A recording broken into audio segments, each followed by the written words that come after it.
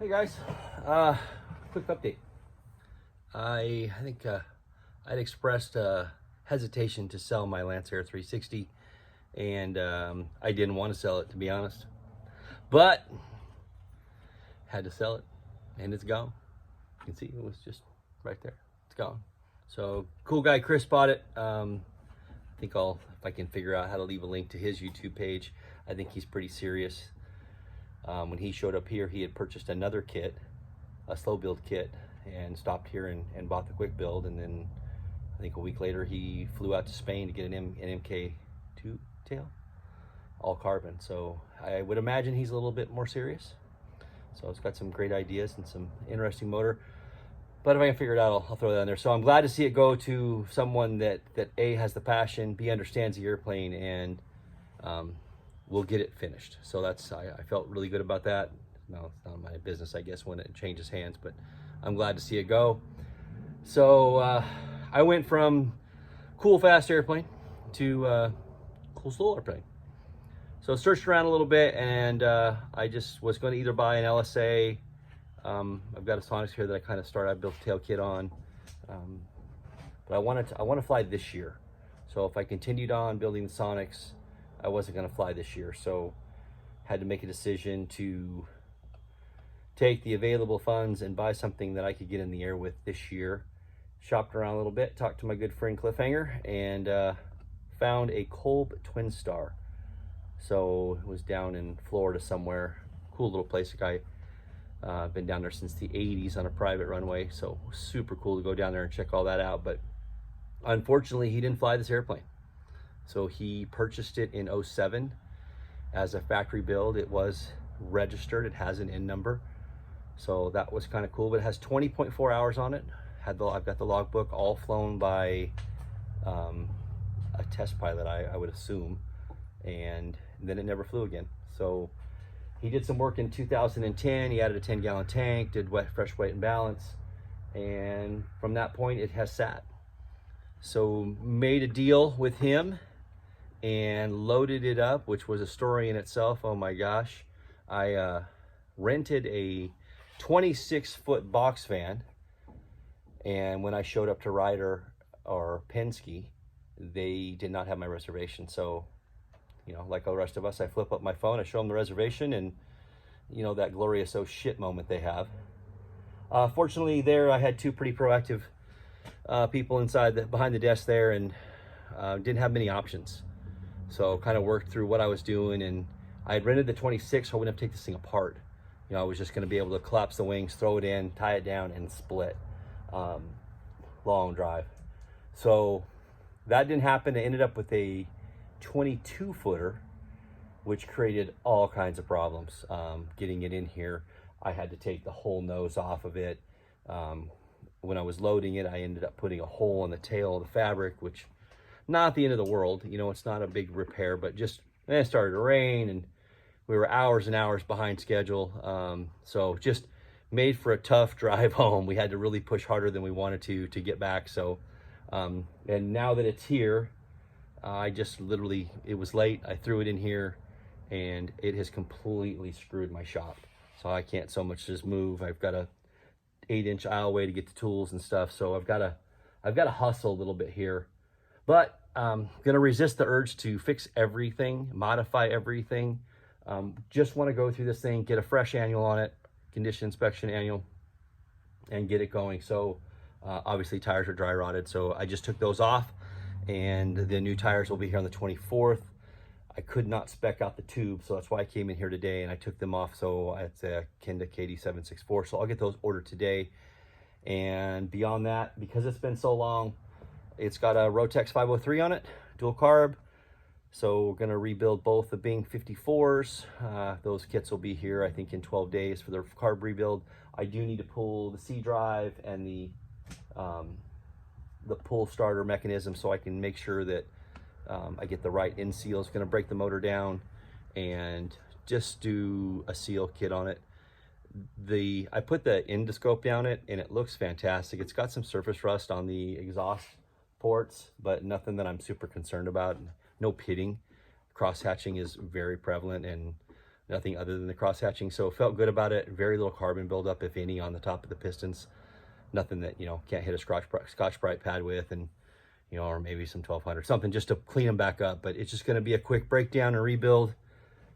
I do need to find a cover plate. He was trying to modify it for a starter, so the cover plate I couldn't find in his shop anywhere. So that kind of, I'll have to source that out. So if anybody knows where a 503 starter cover plate is, you know, shout at me. Definitely could use one. Other than that, thing's pretty cool. As soon as I can get some room in here, I'll pull it out, and it's in fairly good condition. You know, only 20 hours. Really, the biggest harm is them sitting for so long. It's got, you know, like everything that sits, it's got like just a grime over the top of it all. So it's gonna all have to be, you know, buffed by hand. You know, so it's all tubing, it's all steel tubing, aluminum tubing. So at this point, I'm just going to do everything that I have to do to get the annual fresh. I've already talked to the AMP. As soon as he has some time, he's going to come over and look at it. But in the meantime, I'll do the wheels and tires, repack the bearings. They were bone dry. I'll go through the tail wheel, go through the surfaces, go through every one of the controls and the turnbuckles. I'm going to take them all off and clean them, re-lube them, and I will make those shiny again. I can't resist that part, but they're just got that oxidation that aluminum gets. So we'll go through those. And other than that, I'm going to leave the prop on it that's on it for the time being, as long as I can get a good match in the EGTs and the CHTs. If that works out, then I'll leave it. If not, I will upgrade to a 3-blade, probably a warp drive, so I can have adjustable pitch, so I can tune the mix between the EGTs and the CHTs and get that right. Probably going to do this right and do it legal, and go get my light sport. I'll run down to Florida to a place called Rudder Aviation, I think it is. And they've got a package down there, and with the flight time I have, and I think I can knock it out pretty quick. So maybe 4 or 5 days I can get that taken care of. But because it has an in number, I'll get it. It lost its registration in 2020, which kind of sucks. We'll have to see how long it takes with the FAA. I've heard anything from, you know, 90 days to 7 or 8 months. So if it ends up being that long, we may fly it, you know, without everything we need, but we'll see how that goes. Hopefully it goes quick. It did have a ballistic parachute on it. I pulled it off. I'll look into it. I'm going to look and see what it's going to take to have it repacked and get it current, but it's, what, 12 years old, so it definitely needs a repack. It's crusty, super crusty, and the install on it, like, I've taken it all off. It had Adele clamps holding it on, and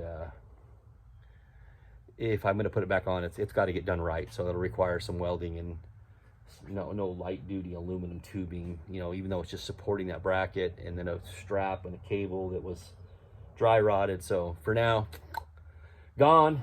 But other than that, I'm pretty stoked. I said it's all here, and it's actually in pretty good shape. So other than the hole that I put in it and a couple of tires and really a quick rebuild, you know, a seal kit, I'd probably do that in a weekend, no problem. Break that thing down, put it back together, and get it back on. All new, you know, fuel lines, oil lines, the rest of that stuff.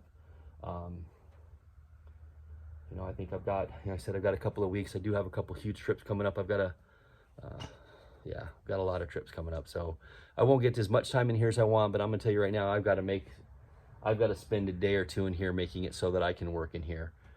If I can't, I have an option to move and pick up another unit that is 30 by 50. So I may just say, screw it and move now, and then I can deal with this disaster that I've got going on here. Oh my gosh, I've got so much shit in here. It's incredible. I need it all. You know, it's my stuff. It's what I build with. So, but other than that, super cool Kolb. Hope to have it done. You know, I'm going to say 90 days. I'd like to be done before, you know, late spring, early summer. I do need a trailer. I've got some options. Found a free jet ski trailer somewhere, so I could cut that up and weld up something just to have an open carry. But if I'm going to travel any great distance, I will definitely need to acquire an enclosed trailer, 24-footer. Some options on the internet as far as building one, and you know, I could always do that too. But I think for now, I'll just modify a jet ski trailer that I've got access to and cut it down and make it to work for this, so I can get around locally. I've got probably a half a dozen close, you know, drive accessible within 20 minutes of the house. and all long enough, way longer than this thing needs. The shortest one's 2,200 feet. So claim takeoff distance on this thing is 150 feet. So way more than I need. Anyways, that's it. I was a little bummed to sell the Lancer, and I was hesitant to do it, but you know what? I gotta get busy doing it or just stop altogether. So figured that was the right decision to make, and it went to the right home. So cool with that. All right, I think that's enough for right now. I just have been super quiet lately, super focused on getting that and then picking this monster up. And I think if everything's there, the parts are there, and the seal kits are there, I think it'll go really quick. So nothing to do really other than to buff it up, and I'm gonna fly it before I buff it. That's just the decision that I've made. As I touch things, you know, like I'm gonna do the wheel, so I'll clean up the landing gear and all the attachment points, and if they need fresh paint, like the one on the left hand needs a little fresh touch up, so I'll mask it off and paint that. But the one on the right, it's fine. Just gonna clean it up and go for it. Try not to go crazy on this thing and with all the details. I do need to work the nose cone somewhere in its life. I think he tipped it up on its nose or hit it with a lawnmower or something. A little bit of glass work up in there, so I don't know that I'm gonna. It's got a nice little panel in it, so I'm probably gonna put the nose cone back on it just so it supports the panel appropriately. But we'll look at that down the road. For right now, I'm just gonna go pick up some fresh resin and glass and just tab it back in. He used some, it looks like JB weld to fill the crack, and I'll cut all that out, grind it back up, and do a quick patch on it. Fortunately, it's just the inside. It didn't crack the outside too bad. So I've got some micro here, so I'll buff all that down, hit it with some micro, clean it up, and put some primer on, call it a day. You know, again, 4 or 5 hours to do that repair. Take me longer to go get the resin and garland. So anyways, that's it. And like I said, when I get some more room and get some a half a day at least, I'll yank it out. We'll do a walk around on it. We can talk about it. But for right now, pretty stoked to have a project and one that I think we can knock out pretty stinking quick. So be flying this year, which would be great.